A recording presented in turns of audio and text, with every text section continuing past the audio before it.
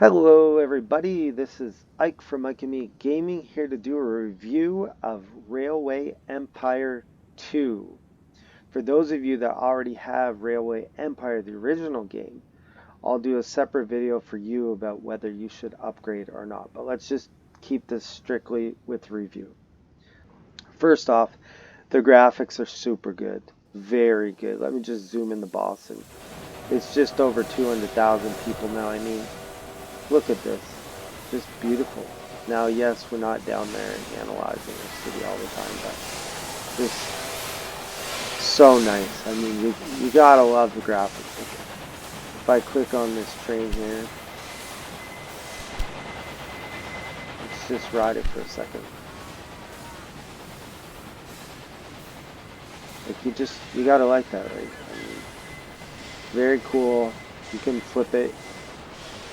You can jump out in front so you can see the little villages and whatnot as you drive by.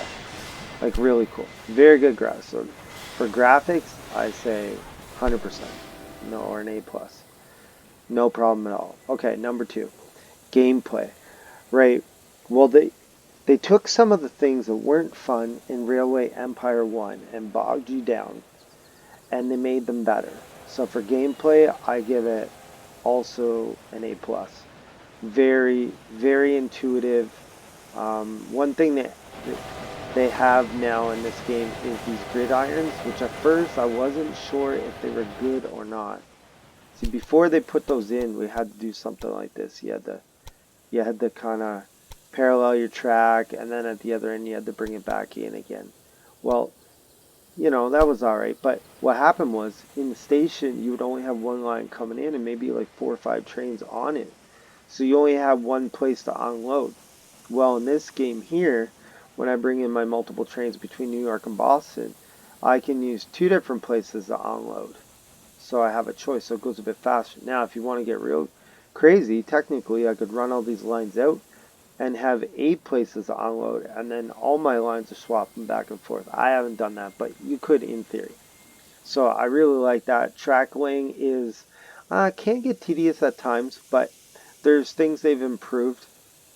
Another thing they've improved is the train situation. I like the way the trains work.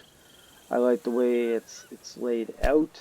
It's easier to do them, to see them, to maneuver with them.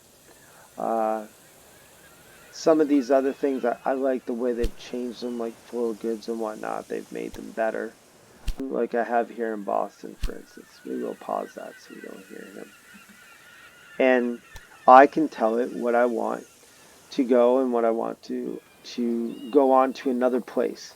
Now, the warehouse, the difference in this game is it's not for the current city. The warehouse is for the next station down the line, or several next stations. And it doesn't even have to be in a city, which is cool. I like that. Another thing they've done, but I haven't really taken advantage of it, is there's a maintenance post. You can now put a maintenance post close to your city so they're not tying up your station with maintenance. Um, as far as gameplay, the campaigns are amazing.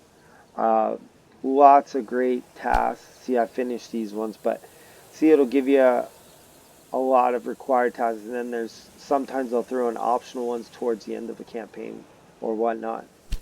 Really cool. I mean, look at the amount of stations you can put down, like the amount of things. If we go back to flow of goods, like not all of these are in every campaign that you can use, but they're in there. Look at all the different things we can do here. And we're missing some because it's only campaign 1. So there's lots of stations you can put down, go in between. This is North American map. See, I didn't even use this part here. I never got into this over here either. And that's just one section, right? It's just lots of great stuff you can do. I really like that you can interconnect your lines now easier than you could before, and that's pretty good. Um, just it's a great game, honestly. There's not a whole lot of negative. The one negative I will tell you is the saboteur thing. I think it's stupid. I don't like it, and that part I don't like. But honestly, Everything else is good. They did change some of this company screen. It's better now, easier to maneuver. The personnel, I like it better. We don't have to fiddle with hiring certain people and whatnot.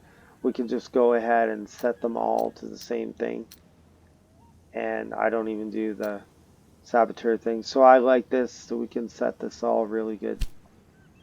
So overall, I give the game an A plus. The sound is amazing. I'm not playing the music just so I don't get copyrighted, but the music is cool. I like it. The background sounds I like.